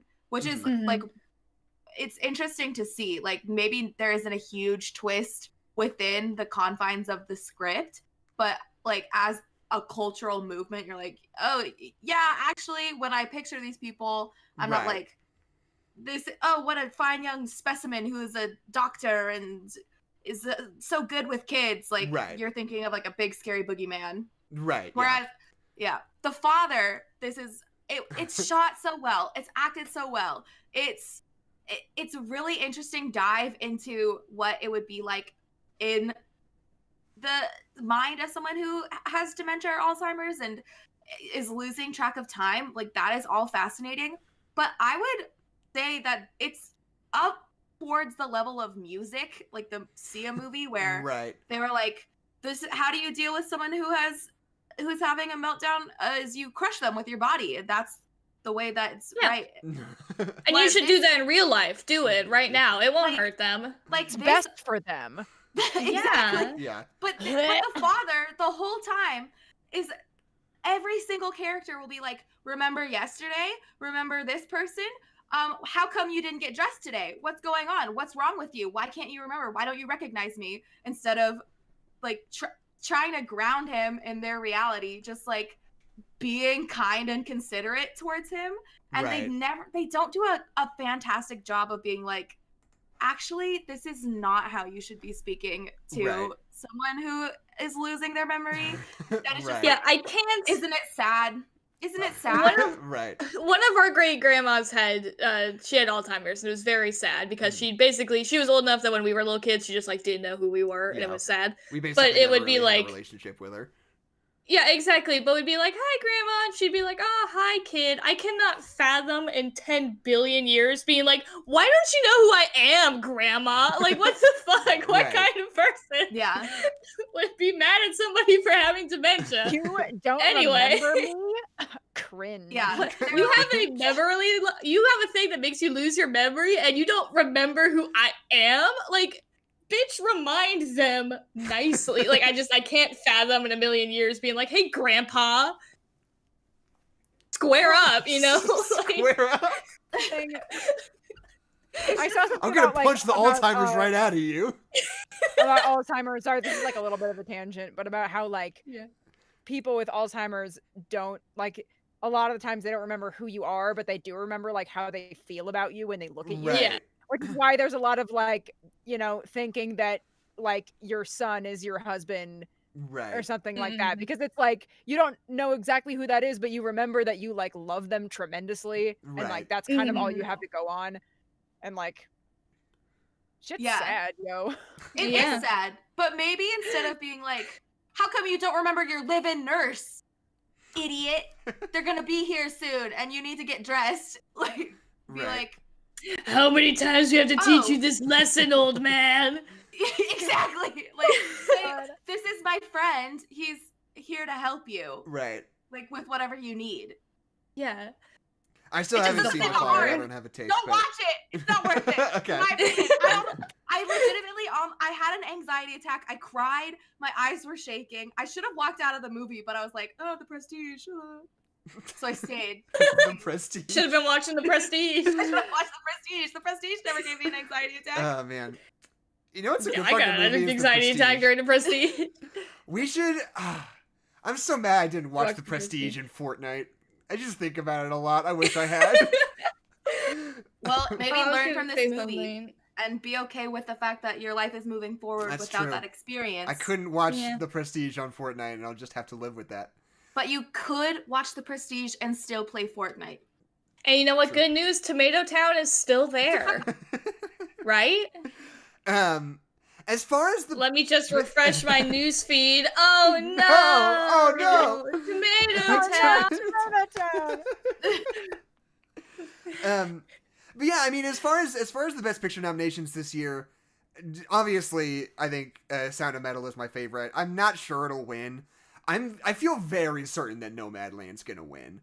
That just feels like the way that these wins are blowing. Mm-hmm. I think people... Discord cut out the movie that you said. Could you say it one more time? Oh no! And the winner is Nomadland. Read my list. Nomadland. Nomadland. Okay. Yeah. Just because I think, Nomadland. like more than all these other movies, I think there is a narrative to Nomadland that people really like, that I really like, which is like, you know, this young sort of underground, like independent director who gets picked up to make a Marvel movie, who finishes it, and it's sitting on the shelf waiting for release, and is, as far as everyone knows, supposed to be really fucking cool and good. And people are really, like, interested to see what she's doing. And then, like, during the pandemic, she makes a small movie like this after finishing her big, like, blockbuster debut, and releases it while we're all waiting for that Marvel movie, is...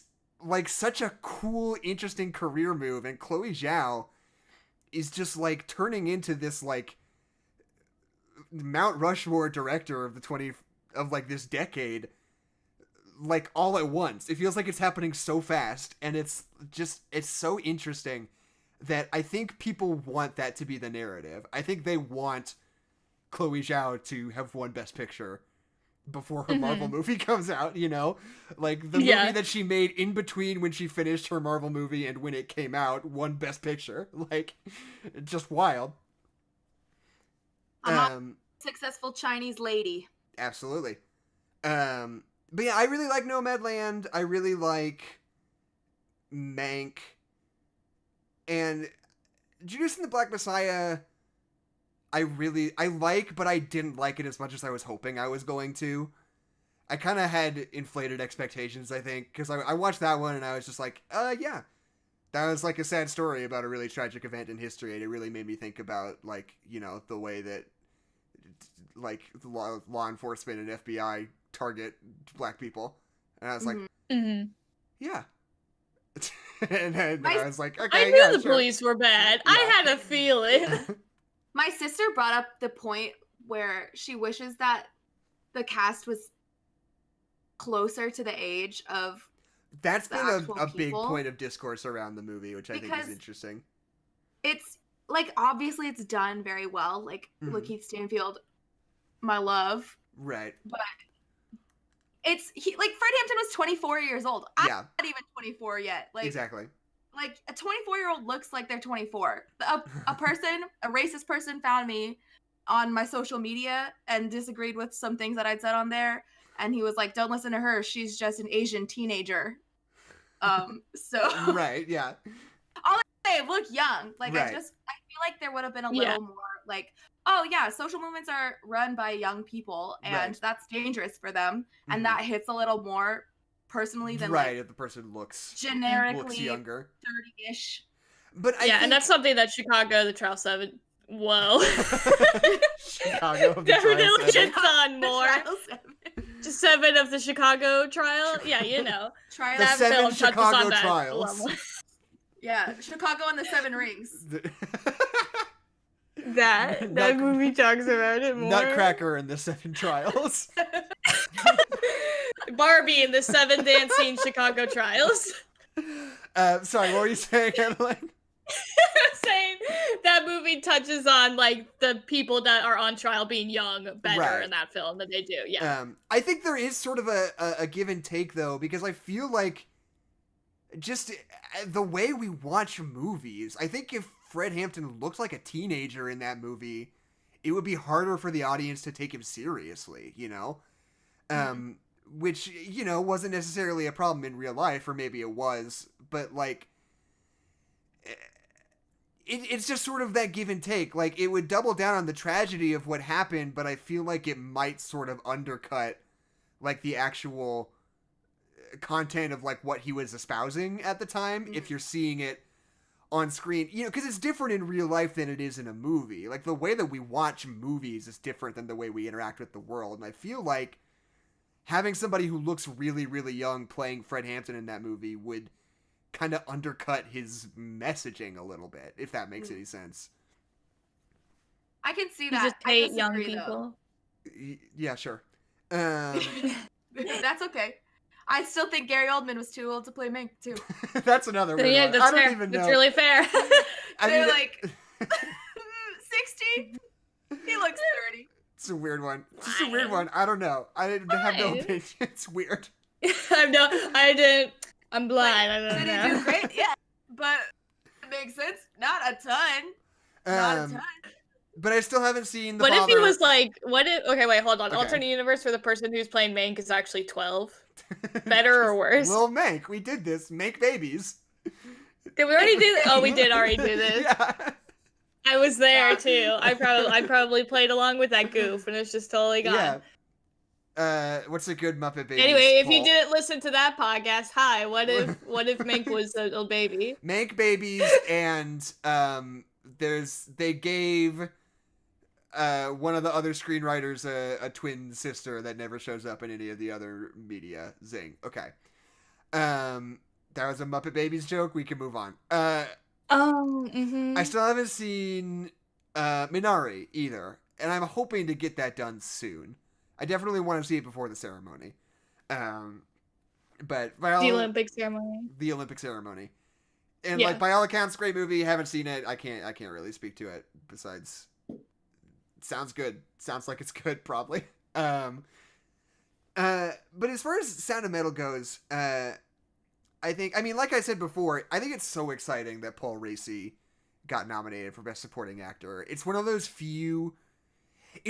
moments that makes it clear, like, why I like awards shows. Because, like, obviously, you know, the like, truism is that they never make the right choice, or, like, the best movies never get nominated, or this or that or the other. But, like, what's really exciting is when they do get it right. That's what you're hoping for. That's what you're, like, crossing your fingers for every time. And when Nick Jonas gets up there and he's like, Paul Raci's nominated for Best Supporting Actor, Jackson, I'm like, fuck yeah, this rules. This is the best thing ever. I love the Oscars. You know? And, like, it's just exciting. And especially in a year like this where the nominations are all sort of weird, it's, like, fun when you're surprised in a good way. Like, that's what's so exciting about it. And I really hope Sound of Metal get some love in terms of actual awards. Because I think Paul Raci's so good in this. I think Riz Ahmed's so good in this. And like... Get some awards in terms of actual metal. Oh, the Oscars are made out of metal, metal, presumably. Nice. Cling those bad boys Cling, together. Riz Ahmed gets up on We'll stage. turn the Oscars into Stomp, and they all, yeah. Riz Ahmed gets up on stage and he's like, "Oh, here's a sound of metal for you." And he takes his statue and he's like, Be good stuff. It's a good bit. Peel that envelope and see if we're He's right. not winning Best Actor. "No, he's not." See, this is my take. I think Chadwick Boseman It's a should be pleasure winning. just to be nominated. I think Chadwick Boseman should be winning Best Supporting Actor for Ma Rainey because I do think he's a supporting actor in that movie. But I guess they just wanted to give him the bigger award, which is fine, I guess. But I think Riz Ahmed should win Best Actor. I think he should. And I think Chadwick Boseman should win Best Supporting Actor. I think he should win it for Da 5 Bloods, but whatever. And just, that's what I think. I love Riz Ahmed in this movie so much. I think he's so good. I agree. Okay. It is it's an outstanding film. It's so good. If you think it's boring, then go watch some King Kong versus Godzilla. Oh, big monster smashing. We love that movie. Did enough for you. Can you handle it? I'm turning into one of the people who comments on my Dark Side of the Moon video. It's just like, you don't like The Godfather? Sorry it doesn't have a fucking dick in it every 2 minutes, alright? Learn to It kind of does, appreciate though. art. I get so Let people... me put this in my cringe account. Can Why I would just I say... need dicks in my movies when I have you, commenter? Can I just say, I just want to go on a brief tangent about my YouTube comments on the show. There's a disproportionate amount of comments about when I said The Wizard of Oz doesn't have a lot of emotional material in it in that video. And people got really mad about that for reasons that I don't quite understand. I just wanted to point that out. It's like, I don't think it does. Like, I mean, you can say, like, yeah, it's a metaphor for the gold standard or whatever it is that people say. It's like, yeah, that's true. All art has meaning. There are subtexts in every story. But that doesn't mean it has a lot of, like, complicated and nuanced feelings in it. That's what I'm talking about, you know? What about when she cries because she wants to go home? Right. There was that guy who talked about how Wizard of Oz was about MK Ultra. Yeah, that was my favorite fucking comment. That's my favorite guy. That's right. Good stuff. Can't say Good anything remotely critical about a beloved movie ever. Never. Whatever. How dare you? Judy Garland. How dare you? It's Judy. Dude, why did you like the Tin That's my girl. You Judy. Have you ever heard of art before, Jackson? Okay, Google's how are we feeling? free, Jackson. You can Google what art is. How are we feeling? Do we have burn up anything there. else to say, or do we want to start wrapping up the show? The show. Yeah. Let's wrap this mother up. Okay, one sec. How long have we been going? Here's the thing. I have to leave right now, basically, because I gotta go get vaccinated. Okay. Ayo. Vaccine check. So here's what's But up. what I'm gonna do is that, you guys, I've gotten a very scary message on my God damn Discord. it. It's very scary, and I don't know what it means, and I Every don't know week. who this person is. And, like, you know how, like, when you don't have a picture for a chat, it's just, like, that little head and torso? But this one, he's got, like, an angry, frowny face on it, and his eyes are black and they're bleeding. So I'm just gonna drop this link in the chat, and maybe you guys can figure it out. I'm too scared. I'm too scared to look at it. This And I is gotta good. go. I'm too scared. This is good for face cam because now you can finally see our actual reaction in real time. To when Yeah, except for Adeline mine, because I gotta go. goes on a creepypasta tangent. Okay. Anna, how'd you like to read this creepypasta? I would love to read this. Oh, but I want to Okay. watch. I gotta go. I gotta go. Okay, Bye. I you have can watch problems it with later. my phone. Right? But yeah, I'll just watch it like everybody else. Bye. Bye, Adeline. Good luck. With the I'll die. Try not to get autism. you don't get autism. This is the one where you get Bill Gates in your mind. And Brain. she just left, just bounced. Okay, But I fine. cannot Is hear that you. wait? Because Bill Gates is autistic, right? Probably yes. Yes, yeah, he is. So that's how they're doing it. Oh, is through the shoot. Bill Gates bot in your arm. Now you're autistic. Now everybody has autism, yeah. Okay. Hold on, wait. Before we start this, I gotta fix the fucking stream again because Adeline left and it ruined everything. Well, Oh god. Wait, you guys like froze for like a minute for me, but now it's good, so that's where we're at. yeah, we worked through it. We made it through the wilderness somehow. We passed through Okay. the valley of the shadow of death. All right, Anna. Okay, so here's the thing. Adeline's not here. We could just not read a creepypasta if we don't want to. Okay, this one's really short though. Okay, go for it, Anna. Okay, it's called Home Alone, right? We have the same one. Starring my favorite Macaulay Culkin. Yeah. My second favorite Culkin brother. Posted in April 2013, so it's got to be good. The height of creepy. Good year for creepypasta. An excellent vintage. We And say that every look at the time, but legs. it's always funny. The legs on this creepypasta are just Yes. so bold. I'm gonna So tap bold. into my SCP reader voice. Okay, here we go. You are home alone, and you hear on the news about the Present profile tense. of a murderer who is on the loose. You look out the sliding glass doors to your backyard, and you notice a man standing out in the snow. He fits the Glass profile of the doors. murderer exactly, and he is smiling at you. You gulp, picking up the phone to your right and dialing 911. Well, wait. Is he hot? This writer doesn't answer. I don't. Like- You'll see. Okay. You look back out the glass as you press the phone to your ear and notice he is much closer to you now. Then you drop the phone in shock. He wants to fuck. There are no footprints in the snow because it's his reflection. You still are watching him though, right? Is that the end of the creepypasta? That's the end. That's the end. The Okay, end. well, okay. He's just It was two behind you. sentences? It was like. It was like 4 sentences, or maybe no. It was like 7.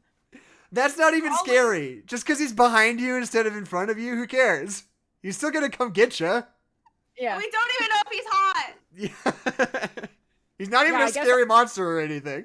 I guess we should. Here's a good little detail. Guess what the tag is for like the category? What is it? Mindfuck. I got so fucked by that story. I got really, my mind is absolutely fucked. I guess that's how we know he's hot. Oh yeah. Here- We let him fuck our mind, you know? That's not true. Not all hot people. You don't have to be hot to have sex. He's That's DTF true. though. He's Yeah, DTF. that's true, and that yeah. makes you hot. It's your Yes. it's your attitude. that Exactly. makes you hot. Charisma. Yeah, uniqueness. Oh yeah, I also said that he's smiling at you, so he probably like Yeah. thinks that you're Yeah, pretty. he's I'm pretty telling you, he's DTF. you're a nice piece of ass Beautiful. too. Down to clown. People don't say down to clown anymore. Whatever happened to that? Bring it back. Bring it back. This murderer is down to clown. Yeah, I like to finish the creepypasta out whenever there's this ambiguous ending. So you see, it's his reflection. You turn around. He brought you flowers. He's like, "Do you want to go out to dinner? I just got my second shot, so I'm immune. I think we should go get noodles. It would be really Nice. delicious." And then you guys are happy together because he served his time in prison. Yeah, he did. And yeah, it's all about rehabilitation. Exactly. Hey, do you guys want to hear a 1-star review of Sound of Metal? Yes, I do. Mhm. Okay, so this Do you want review. me to pitch first? Do you want me to give Yes, I do. tell Yes, the of people course I do. tell the people to plug where the plugs are? Yes, tell them where the plugs are. I will. The number 1, hi everyone. Number 2, I don't know why I always say hi. I've been talking to you this whole time. But if you like the conversation that we're having, then you should join our Discord, and the link is in the description. For some reason, we're still talking about fruit there. There's a long-running discussion about which fruits are best in our Are Discord Which server. fruits are bad? Yeah. And I'm strongly in the camp that all fruits are good. Like, I even like Mm. durian. So, Wow. I What But if opportunities do one you of- have to eat durians? I'm Chinese, Jackson. Right, but Where do you get them? It's at the Asian food store. Okay, all right, fine. I didn't know there was a Yeah. secret food store for you guys. Just go. If you go to H Mart, there's probably some durian. There might be some frozen stuff. I recommend it. Everyone should try it at least once. The fresh stuff is much better than the frozen stuff, though. All right. And you also should know that what you're getting into, because it's not a mango, which I like. I think some people don't. All I've ever heard is that it tastes like sweaty garbage. It smells like sweaty garbage, but it tastes floral. I am really curious to try durian because I think with my like autistic nose and like the relationship that I have with smells, I want to know if it would just kill me. Maybe. If I would open it up and I would just like keel over dead. I think it's worth a shot. Yeah. Like, I would try it. I would totally try it. It's good to try new things. But Maybe you'll like it. Maybe you like sweaty garbage and you didn't realize it. yeah. Well, I mean, I'm dating you. Nice. Well, That was really good. Good job, Anna. I love you. I love you too. Okay, plug our stuff, Kezia. Okay, let us know if you like durian in our Discord. You can follow us on Twitter at NoNerdsPod. You can follow Jackson at Jepperpack. You can follow Adeline at HollowBackHorse. I don't tweet, but you can try to follow someone with my same name. They might be funny. Who's to say? And Anna Maguire has been our guest this whole time, but I don't think we ever said her name in full. We didn't But give she's you an great. intro. Yeah, She's you did great. not. You're on here like every 3 months though, because you live in our house. So maybe they probably know you by now. And your ad's been on the screen. Go ahead. Okay, you just do it. Just do you. Hi. I'm Anna. I'm the writer and director of the SCP narrative podcast Find Us Alive, which won all of the awards for the Oscars, but it's for podcasts. The Oscars. It won best podcast at the Oscars in 2020. Anna, that is, you're confused because the Oscars is the Oscars for furries. Well, I mean, it also won that. Okay. No, you can follow me at Rad Was Taken. You can follow the podcast Twitter at Site107. We've got a new episode coming out on I can't remember the day. The first Friday of every month, which is I need to write a little bit of music for that episode still, don't I? yes, you do. Okay. I was gonna get to that this week. It's coming out on the 8th of May. So stay tuned, friends. That's me. That's my whole bit. Keisha just said something, but I can't hear her. Keisha's muted or something. I am? Oh, okay, you're good I'm now. losing my hearing. You have eyebrows. Controversial? The The man's trying to mute me. I have things to say. Don't silence her, Jackson. Don't silence her. Okay, would you guys like to hear a 1-star review of Sound of Metal? Yes. I was fascinated by this because apparently they still let you write user reviews for their own movies, because this review comes from Amazon.com. 1 star. The review is titled, "Put Some Clothes On," and the body of the review says, "Can't play good music, so they gotta be half naked." Yeah, he's hot. Oh, good point. Musicians never perform shirtless. Well, not if they're good. Yeah, exactly. Yeah. Have you ever noticed that all bad musicians are at least half naked? Yeah, they gotta compensate. There weren't So very they're many saying- funny reviews for this movie. This is the best I can do. They're saying that they don't want to see Riz Ahmed shirtless? Is Apparently that what not.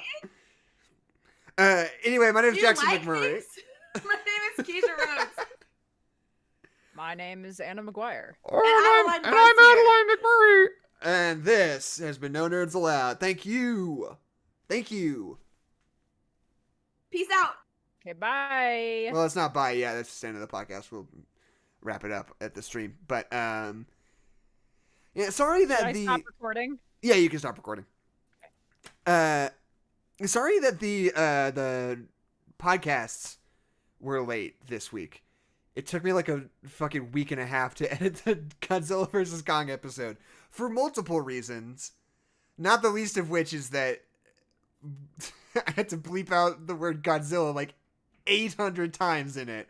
And I had to listen through the whole thing twice to make sure I didn't miss any. I'm sure I probably still did, but... So that, it was just a late episode, and I'm sorry about that. And then I lost some audio for the Charlotte Chicago 7-1. I had to use the stream audio. Just, my life's really, really hard, and I just need you guys to take pity on me. Just tell me that it's okay. But hopefully this will be on time. This episode will come out on Monday. So yeah. Okay, cool. Any final thoughts before we end the stream? How are we feeling? I like Hungry. dried pineapple too. I think that's a good snack. You're making me hungry. I'm taking off these earphones because they hurt my ears. I wasn't actually using them. I had my earbuds in underneath because they don't really work. But, See, mine, they're actually pretty comfortable. I usually Yeah. get a headache from headphones, but they just hurt my ears. They just, like, the cups aren't yeah, big like enough. the pressure. Yeah. That's fair. Oh, my hair's all greasy. Cool. Okay. I guess that's it then. See you guys later. Thanks for coming to the stream. We appreciate it. And check out our podcasts on the podcast platforms if you want to go back into the archives and check out all these visual gags I'm doing right How many now. times Jackson missed bleeping out the word Godzilla? Okay. I'm going to take out my headphones for a second, but I'm going to walk down the stairs. Are you ready? Yeah. Jackson, can you go get me a popsicle from the basement?